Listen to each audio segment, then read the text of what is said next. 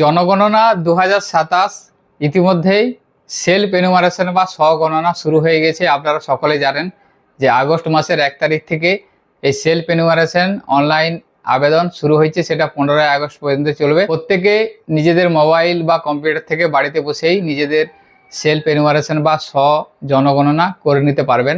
তো self enumeration করার আগে আপনাদের বেশ কিছু তথ্য সঠিকভাবে জানতে হবে, না হলে আপনারা পরবর্তী সময় বিপদে পড়বেন। এই জনগণনা অনুযায়ী পরবর্তী দিনে আপনি কি সরকারি সুবিধা পাবেন বা কি সরকারি সুবিধা পাবেন না, বা সমস্ত কিছু এই জনগণনার উপর নির্ভর করে। পরিবারের প্রধান কাকে করবেন, বা এই জনগণনা বা সেলফ এনুমারেশন কি বাধ্যতামূলক, এছাড়াও আরও বিভিন্ন রকম সমস্যা, অনেকে সেলফ এনুমারেশন করতে গিয়ে বিভিন্ন রকম সমস্যার সম্মুখীন হচ্ছেন। তো আজকের ভিডিওর মাধ্যমে আমি আপনাদের সেলফ এনুমারেশন সম্পর্কিত বেশ কিছু প্রশ্ন এবং তার উত্তর নিয়ে আপনাদের সামনে এসেছি। তাই ভিডিওটি স্কিপ না করে আপনারা সম্পূর্ণ দেখবেন এবং আমাদের সাথে থাকবেন। আশা করি আজকের ভিডিওটি আপনারা খুবই উপকৃত হবেন। তো সর্বপ্রথম আপনাদের জানতে হবে সেলফ এনুমারেশন বা জনগণনা কি। সেলফ এনুমারেশন হলো এমন একটি প্রক্রিয়া যেখানে জনগণনা কর্মী আপনার তথ্য সংগ্রহ করার পরিবর্তে আপনি নিজেই জনগণনা তথ্য পূরণ করে জমা দেন। অর্থাৎ আপনার যে জনগণনা কর্মী আছে, সেই জনগণনা কর্মী আপনার তথ্য সংগ্রহ যে করে তার পরিবর্তে আপনি নিজেই জনগণনা তথ্য পূরণ করেন, এটাকেই বলা হয় সেলফ এনুমারেশন বা স্বগণনা। তো সেলফ এনুমারেশনে কি কি সুবিধা রয়েছে, আপনারা যদি self enumeration form fill up করেন সেক্ষেত্রে আপনারা পোর্টালের মাধ্যমে নিজেদের সুবিধা মতো সময়ে তথ্য পূরণ করতে পারবেন। এতে সময় আপনার সাশ্রয় হবে এবং আপনার ভুল হওয়ার চান্স কম থাকবে, এবং তথ্য সরাসরি আপনি যে পোর্টালে এন্ট্রি করলেন সেটা ব্যক্তিগতভাবে গোপনীয়তা থাকবে, এবং জনগণনার যে কর্মী তার কাজ সহজ এবং দ্রুত হবে। তো এই সেলফ এনুমারেশন আপনারা 15 দিন সময়ের মধ্যে করতে পারবেন। 1 আগস্ট থেকে সেটা শুরু হয়েছে, 15 আগস্ট পর্যন্ত আপনারা করতে পারবেন। তো সেলফ এনুমারেশন কি বাধ্যতামূলক, আপনাদের জানতে হবে যে স্বগণনা বা সেলফ এনুমারেশন এটা কি করতেই হবে। তো এখানে উত্তরে বলা আছে না, এটা বাধ্যতামূলক নয়, এটা হচ্ছে সম্পূর্ণ ঐচ্ছিক বা অপশনাল। আপনি সেলফ এনুমারেশন যদি না করে থাকেন তাহলে আপনার বাড়িতেই জনগণনা করে এসে তথ্য সংগ্রহ করবে। সেলফ এনুমারেশন আপনারা কোন কোন ভাষায় করতে পারবেন, সেলফ এনুমারেশন আপনারা ইংরেজি ভাষাতে করতে পারবেন, এছাড়া আপনার ভারতবর্ষে 15টি ভাষা আছে সেই ভাষাতে করতে পারবেন। তো সেলফ এনুমারেশন করতে গেলে আপনাদের ইন্টারনেট সংযোগ লাগবে, যেহেতু পোর্টালে তথ্য পূরণ করতে হবে। সেলফ এনুমারেশন কিভাবে আপনারা করবেন সেটা নিয়ে আমরা অলরেডি একটা ভিডিও দিয়েছি টিউটোরিয়াল, সেখানে আপনারা দেখে নিতে পারবেন কিভাবে আপনারা স্বগণনা বা self enumeration form fill up করবেন। সেটা আপনারা রাজ্য সিলেক্ট করে তারপরে পরিবারের প্রধানের নাম দিয়ে মোবাইল নাম্বার দিয়ে ওটিপির মাধ্যমে প্রবেশ করে সম্পূর্ণ ফর্মটা ফিল আপ করতে পারবেন। তো এখানে তথ্য জমা দেওয়ার পর কি করতে হবে, অর্থাৎ আপনারা self enumeration form fill up করলেন, এরপরে আপনাদের কি কাজ। সেক্ষেত্রে আপনারা self enumeration form fill up করার পর আপনারা একটা এসি আইডি পাবেন, এবং এছাড়া আপনারা মোবাইলে কনফার্মেশন এসএমএস পাবেন। এছাড়া ইমেল আইডি দিয়ে থাকলে ইমেল আইডিতেও কনফার্মেশন এসএমএস পাবেন। ভবিষ্যতে জনগণনা কর্মী বাড়িতে যখন আসবে তখন সেই জনগণনা কর্মীকে এসি আইডিটা আপনাদেরকে দিতে হবে, সেই জন্য আপনারা এসি আইডি যেটা সেটা সংরক্ষণ করে রাখবেন। তো এসি আইডির ব্যবহার কি, অর্থাৎ এসি আইডিটা কি কাজে লাগবে। এসি আইডিটা হচ্ছে এইচ অক্ষর দিয়ে শুরু হবে, 11টি সংখ্যার একটি আইডি। এই আইডিটা আপনারা ইমেল বা এসএমএস এর মাধ্যমে পেয়ে যাবেন। এই এসি আইডিটা আপনারা জনগণনা কর্মী যখন 16 তারিখের পর আপনার বাড়িতে আসবে সেই জনগণনা কর্মীকে এসি আইডিটা আপনাকে দিতে হবে। এরপরে দেখুন বলা আছে এসি আইডি ভুলে গেলে বা হারিয়ে গেলে কি করবেন। যদি আপনাদের এসি আইডিটা আপনারা লিখতে ভুলে গেছেন বা হারিয়ে গেছে সেক্ষেত্রে কি করণীয়, সেক্ষেত্রে আপনারা নির্দিষ্ট পোর্টালে যাবেন। পোর্টালে গিয়ে আপনারা আপনার যে মোবাইল নাম্বার দিয়ে সেলফ এনুমারেশন করেছিলেন সেই মোবাইল নাম্বারে ওটিপির মাধ্যমে প্রবেশ করবেন, তাহলে আপনারা এসি আইডিটা পুনরায় পেয়ে যাবেন। সেক্ষেত্রে যদি আপনাদের সমস্যা হয়ে থাকে তাহলে আপনারা জনগণনা যে কর্মী সেই কর্মী বাড়িতে এলে তার সাহায্য নিতে পারবেন। সেলফ এনুমারেশন করার পর জনগণনা কর্মী কি বাড়িতে আসবেন। ধরুন আপনি self enumeration form fill up করলেন, তাহলে কি আপনার বাড়িতে জনগণনা কর্মী আসবে। হ্যাঁ, সেক্ষেত্রে উত্তরে বলা আছে হ্যাঁ আসবে, কারণ জনগণনা কর্মী অবশ্যই আপনার বাড়িতে আসবেন। সেলফ এনুমারেশন করা থাকলেও এসি আইডি সেই জনগণনা কর্মীকে দেওয়ার পর জনগণনা কর্মী সেই এসি আইডির উপর তথ্য কিছু building number, census house number এবং সেন্সাস হাউসের ব্যবহার, এই তথ্যগুলি যুক্ত করে যাচাই করে তারপর আপলোড করবেন। অর্থাৎ আপনি সেলফ এনুমারেশন করার পরও জনগণনা যে কর্মী সেই কর্মী আপনার বাড়িতে এসে তথ্য সংযুক্ত করে যাচাই করে সেটা অ্যাপসের মাধ্যমে আপলোড করবে। এরপরে তথ্য জমা দেওয়ার পরে কি পরিবর্তন করা যাবে? ধরুন আপনি self enumeration form fill up করেছেন, সেক্ষেত্রে কি ফাইনাল সাবমিট করে দেওয়ার পর আপনি আর এটা কারেকশন করতে পারবেন না? আপনার ফাইনাল সাবমিট করার আগে পর্যন্ত আপনি যদি ড্রাফটে সেভ করে রাখেন সেক্ষেত্রে আপনি সংশোধন করতে পারবেন, কিন্তু আপনার চূড়ান্তভাবে সাবমিট হয়ে যাওয়ার পর সেক্ষেত্রে আপনারা যদি কারেকশনের প্রয়োজন হয়ে থাকে তাহলে জনগণনা কর্মীকে বলবেন, প্রয়োজনীয় পরিবর্তনে বা কারেকশন তার মাধ্যমে হয়ে যাবে। এরপর বলা আছে ধরুন পোর্টালে দেওয়া তথ্য কি নিরাপদ? অর্থাৎ আপনি যে সেলফ এনুমারেশন ফর্মটা ফিল আপ করছেন, আপনি যে তথ্য দিচ্ছেন সেই তথ্যটা কি নিরাপদ থাকবে? এখানে উত্তরে বলা আছে হ্যাঁ, অর্থাৎ সমস্ত তথ্য থাকবে এনক্রিপ্টেড বা নিরাপদ সরকারি সার্ভারে সংরক্ষণ করা থাকবে। এখানে নিরাপত্তা ও গোপনীয়তা নীতি অনুসরণ করা হবে। এরপরে দেখুন বলা আছে কোনো নথি বা ডকুমেন্টস আপলোড হবে কি করতে হবে কি? সেলফ এনুমারেশনের ক্ষেত্রে কোনো নথি বা ডকুমেন্টস আপলোড করতে হচ্ছে না। এরপরে প্রশ্নে বলা আছে দেখুন আমি কি পরিবারের অন্য সদস্যদের তথ্য পূরণ করতে পারি? উত্তরে বলা আছে হ্যাঁ, অর্থাৎ আপনি পরিবারের যে কোনো ব্যক্তির বা অন্য কারো তথ্য পূরণ করতে পারবেন।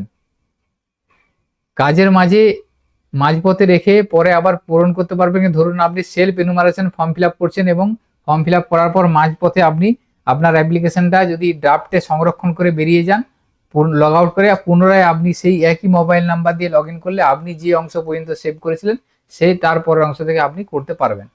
এরপরে দেখুন বলা আছে একটা গুরুত্বপূর্ণ প্রশ্ন এখানে আছে, চূড়ান্তভাবে তথ্য সাবমিট করার পর যদি কোনো ভুল ধরা পড়ে তাহলে কি করবেন? ধরুন আপনি সেলফ এনুমারেশন ফর্ম অনলাইনে ফিল আপ করে নিলেন, এরপরে আপনার কোনো ভুল ধরা পড়লো বা ভুল হয়েছে মনে হলো, সেক্ষেত্রে আপনি কি করবেন? আপনি তো আর কারেকশন করতে পারবেন না, কারণ আপনি ফাইনাল সাবমিশন করে দিয়েছেন। সেক্ষেত্রে আপনার বাড়িতে যখন জনগণনা কর্মী আসবে তিনাকে এসিআইডি আপনি দিবেন, দেওয়ার পর তাকে ভুলের বিষয়টা জানাবেন, তিনি তার অ্যাপ্লিকেশনের মাধ্যমে আপনার প্রয়োজনীয় সংশোধন করে নিতে পারবেন।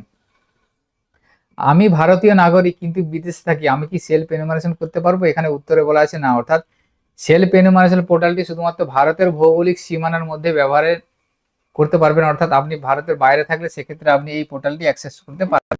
এরপরে আরো বেশ কিছু প্রশ্ন থেকে যাচ্ছে। দেখুন প্রথমে প্রশ্ন বলা আছে আমার বাড়ির মেঝে মার্বেল দিয়ে তৈরি, তালিকায় মার্বেল নেই, তাহলে কি নির্বাচন করব? অর্থাৎ আপনার বাড়ির যদি মেঝে মার্বেলের তৈরি থাকে সেক্ষেত্রে সেলফ এনুমারেশন ফর্মের তালিকাতে মার্বেল কোনো অপশন নেই, সেক্ষেত্রে আপনারা কি করবেন? আপনারা স্টোন বা পাথর নির্বাচন করে নেবেন। এরপরে আরো প্রশ্ন আছে দেখুন আমার বাড়ির দেওয়ালে বিভিন্ন ধরনের উপাদান রয়েছে, কোনটি নির্বাচন করব? অর্থাৎ আপনার যে বাড়ির দেওয়াল সেই দেওয়ালে বিভিন্ন ধরনের উপাদান আছে, যেমন মাটিও থাকতে পারে বা তার সাথে ইট আছে, বাঁশের তৈরি, সেক্ষেত্রে আপনারা কিভাবে নির্বাচন করবেন? এখানে উত্তরে বলা আছে যে উপাদানটি সবচেয়ে বেশি ব্যবহৃত হয়েছে সেটি আপনাদেরকে নির্বাচন করতে হবে।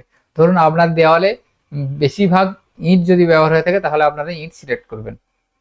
এরপর বলা আছে আমি ভাড়া বাড়িতে থাকি, দেওয়াল প্লাস্টার ও রং করা আছে, আসল উপাদান কিভাবে জানবো? ধরুন আপনি ভাড়া বাড়িতে আছেন, আপনার দেওয়াল প্লাস্টার করা আছে এবং রঙও করা আছে, তাহলে আপনার দেওয়ালটা কি উপাদান দিয়ে তৈরি সেটা আপনার পক্ষে জানা নেই, সেক্ষেত্রে বলা আছে উত্তরে যে আপনি বাড়ির মালিকের কাছে জেনে নেবেন কি উপাদান দিয়ে দেওয়াল করা আছে। তারপরেও যদি আপনি বাড়ির মালিকের কাছে না জানতে পারেন সেক্ষেত্রে আপনি এনি আদার যে অপশনটা আছে সেই অপশনটা আপনারা নির্বাচন করে নেবেন। এরপর দেখুন বলা আছে আরেকটা প্রশ্ন, আমাদের এলাকায় বাঁশ বা একরা দিয়ে দেয়াল তৈরি হয়, তালিকায় কিন্তু নেই, কি নির্বাচন করব?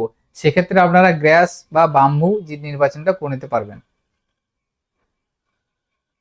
আরো প্রশ্ন আছে দেখুন আমার বাড়ির দেওয়াল প্লাইউড বা ল্যামিনেটেড বোর্ডের, কি নির্বাচন করব? সেক্ষেত্রে আপনারা উড বা কাঠ নির্বাচন করতে পারেন। এবং ছাদের ক্ষেত্রে দেখুন বলা আছে আমার বাড়িতে বাইরের ছাদ ও ভিতরের সিলিং আলাদা উপাদান, তো কোনটি নির্বাচন করব? অর্থাৎ আপনার বাড়ির যে ছাদ আছে সেই ছাদ এক উপাদান এবং ছাদের যে সিলিং আছে সেই সিলিং আলাদা উপাদান, তাহলে আপনি কোনটা নির্বাচন করবেন? সেক্ষেত্রে বলা আছে আপনারা যে বাড়ির যে ছাদ সেই ছাদটা নির্বাচন করবেন। এরপরের প্রশ্ন বলা আছে আমি 10তলা ভবনের 5ম তলায় থাকি, আমার ফ্ল্যাটের ছাদ কংক্রিট কিন্তু ভবনের উপরের ছাদ অ্যাসবেস্টাস, আমি কি নির্বাচন করব? কোন একজন 10তলা ভবনে একটা বাস করে কিন্তু 5ম তলায় সে বসবাস করে, সেই 5ম তলার যে ছাদ সেই ছাদটা কংক্রিটের আছে এবং টোটাল ভবনের যে মেন ছাদ সেই মেন ছাদ অ্যাসবেস্টাস আছে, সেক্ষেত্রে নির্বাচন করতে হবে কংক্রিট, কারণ যে তালাতে আপনি বসবাস করছেন সেই তালার যে ছাদ সেই ছাদটা আপনাকে নির্বাচন করতে হবে। এরপর বলা আছে আমার ছাদে টিন ও টাইলস দু ধরনের উপাদান রয়েছে, আমি কি নির্বাচন করব? এই ধরনের যদি আপনার ছাদ থেকে থাকে দুটো উপাদান দিয়ে আপনার ছাদটা তৈরি, সেক্ষেত্রে আপনাকে দেখতে হবে যে উপাদানটা আপনার সবচেয়ে বেশি অংশ জুড়ে রয়েছে সেই অংশ বা সেই উপাদানটাকে আপনাকে নির্বাচন করতে হবে যেটা আপনার বেশি আছে। এরপরে সেন্সাস হাউসের যে অবস্থান, 3টে অবস্থান আছে, যেমন হচ্ছে একটা ভালো এবং একটা বাসযোগ্য এবং একটা হচ্ছে ক্ষতিগ্রস্ত। তো আপনারা কিভাবে নির্বাচন করবেন? আপনার বাড়ি যদি কোনো মেরামতের প্রয়োজন না হয়ে থাকে সেক্ষেত্রে আপনারা ভালোতে সিলেক্ট করবেন। যদি আপনার বাড়ির সামান্য মেরামতের প্রয়োজন হয় সেক্ষেত্রে আপনি বাসযোগ্য সিলেক্ট করবেন, এবং আপনার বাড়িতে যদি বড় ধরনের কোনো মেরামত করতে হয় এবং বসবাসের অনুপযোগী হয়ে থাকে সেক্ষেত্রে আপনারা ক্ষতিগ্রস্ত সিলেক্ট করবেন। এরপরে দেখুন বলা আছে আমার বাড়ি বর্তমানে মেরামতের কাজ চলছে, কোন বিকল্পটি আমি নির্বাচন করব। যদি মেরামতের সময় কেউ সেখানে না থাকে তাহলে বাড়িটি ভ্যাকেন্ট বা খালি হিসাবে গণ্য করা হবে। যদি আপনি এখনো সেখানে থাকেন, সামান্য মেরামত চলছে, তাহলে আপনার সেটা বাসযোগ্য হিসাবে ধরে নেওয়া হবে, এবং যদি বাড়িটি ঝুঁকিপূর্ণ হয়ে থাকে সেক্ষেত্রে আপনাকে ক্ষতিগ্রস্ত হিসাবে চিহ্নিত করতে হবে। এরপর আরো একটি প্রশ্ন আছে, দেখুন এখানে বলা আছে আমার মেয়ে পড়াশোনার জন্য অন্য শহরে থাকে, তাকে কি পরিবারের সদস্য হিসেবে গণনা করব। উত্তরে বলা আছে যদি তিনি বছরের অধিকাংশ সময় আপনার সঙ্গে না থাকেন তাহলে তাকে আপনার পরিবারের সদস্য হিসেবে গণনা করবেন না। তিনি যেখানে সাধারণভাবে বসবাস করেন সেখানেই জনগণনায় অন্তর্ভুক্ত হবে। এরপর একটা খুবই গুরুত্বপূর্ণ প্রশ্ন আছে, দেখুন এখানে পরিবারের প্রধান বলতে কাকে বোঝায়, অর্থাৎ কাকে পরিবারের প্রধান করবেন। এখানে পরিবারের প্রধান বলতে পরিবারের বাকি সদস্যরা প্রধান হিসেবে যাকে স্বীকৃতি দেন, যিনি পরিবারের গুরুত্বপূর্ণ সিদ্ধান্ত গ্রহণ ও গৃহস্থলীর দায়িত্ব পরিচালনা করেন, তিনিই হচ্ছে পরিবারের প্রধান। পরিবারের প্রধান সবচেয়ে বয়স্ক পুরুষ হতে হবে এমন বিষয়টা নয়, সেক্ষেত্রে নারী, পুরুষ অথবা অপেক্ষাকৃত কম বয়সে অর্থাৎ 18 বছর বা তার বেশি যে কেউ হলে হবে। অর্থাৎ ওই পরিবারের বাকি সদস্যরা যে ব্যক্তিকে পরিবারের প্রধান হিসেবে স্বীকৃতি দেবে এবং যিনি ওই পরিবারের গুরুত্বপূর্ণ সিদ্ধান্ত গ্রহণ এবং দায়িত্ব পালন করে তাকে পরিবারের প্রধান হিসেবে নির্বাচন আপনারা করতে পারবেন। এসসি, এসটি অথবা আদার্স, এই ক্ষেত্রে আপনার জাতি বা কাস্ট যদি সেন্সার তালিকায় না থাকে তাহলে কি নির্বাচন করবেন, সেক্ষেত্রে আপনাকে আদার্স অপশনটা সিলেক্ট করে নিতে হবে। এরপরে দেখুন বলা আছে আমি ভাড়া বাড়িতে থাকি কিন্তু অন্যত্র আমাদের পৈতৃক বাড়ি আছে, সেক্ষেত্রে কি নির্বাচন করব। আপনি যদি ভারতে অন্য কোথাও নিজের বা পৈতৃক বাড়ির মালিক হন তাহলে নির্বাচন করতে হবে যে ভাড়া বাড়িতে থাকেন এবং অন্যত্র আপনার নিজের বাড়ি আছে, এটা আপনাকে সিলেক্ট করতে হবে। আরো একটি প্রশ্ন আছে, দেখুন আমি স্টোর রুমকে পড়ার রুম হিসাবে ব্যবহার করছি, এটি কি গণনা করতে হবে। উত্তরে বলা আছে হ্যাঁ, এটি গণনা করতে হবে, কারণ এটি একটি বাসযোগ্য কক্ষ হিসাবে গণনা করবেন। লিভ ইন রিলেশনশিপে থাকা যুগলকে কি বিবাহিত দম্পতি হিসেবে গণ্য করা হবে। উত্তরে বলা আছে যদি তারা তাদের সম্পর্কে একটি স্থায়ী সম্পর্ক হিসাবে বিবেচনা করেন তাহলে তাদের বিবাহিত দম্পতি হিসেবে গণ্য করতে হবে। এরপরে পানীয় জলের উৎস নিয়ে বেশ কিছু প্রশ্ন, তার উত্তর আছে, দেখুন এখানে বলা আছে আমি কলের পানি বোতলে সংরক্ষণ করি, তাহলে এটি কি বোতল ওয়াটার হিসাবে ধরা হবে। উত্তরে বলা আছে না, এটি হচ্ছে ট্যাপ ওয়াটার বা কলের পানি হিসাবে গণ্য করতে হবে। তারপরে দেখুন বলা আছে আমি পানির ট্যাঙ্কির থেকে পানি পাই, কি নির্বাচন করব, সেক্ষেত্রে আপনারা আদার সোর্স হিসাবে সিলেক্ট করবেন। এরপর বলা আছে আমি বৃষ্টির পানি পান করি, কি নির্বাচন করব, সেক্ষেত্রে আপনারা আদার সোর্স হিসাবে সিলেক্ট করতে হবে। এরপরে শৌচাগারের ক্ষেত্রে বেশ কিছু প্রশ্ন উত্তর আছে, দেখুন এখানে বলা আছে আমি আমার বাড়িতে বাথরুম ও শৌচাগার একই কক্ষে, এটি কিভাবে উল্লেখ করব। সেক্ষেত্রে আপনারা যেহেতু একই স্থানে বাথরুম ও শৌচাগার উভয় সুবিধায় রয়েছে তাই উভয় ক্ষেত্রেই ইয়েস বা হ্যাঁ নির্বাচন করতে হবে। শেয়ার ল্যাট্রিন বা পাবলিক ল্যাট্রিনের মধ্যে পার্থক্য কি। এখানে শেয়ার ল্যাট্রিন হচ্ছে নির্দিষ্ট পরিবারে যৌথভাবে ব্যবহার করে তাকে শেয়ার ল্যাট্রিন বলা হয়। পাবলিক ল্যাট্রিন হচ্ছে সকলের জন্য উন্মুক্ত, ব্যবহার করতে অর্থ লাগতে পারে বা নাও লাগতে পারে, সেক্ষেত্রে আপনার হচ্ছে পাবলিক ল্যাট্রিন বলা হয় এটাকে। এরপরে দেখুন বলা আছে প্রশ্নতে আমার বাড়িতে একাধিক শৌচাগার রয়েছে, আমি কোনটি নির্বাচন করব। এই পরিবারের অধিকাংশ সদস্য যে ধরনের শৌচাগার বেশি ব্যবহার করেন সেটা আপনাদেরকে নির্বাচন করতে হবে।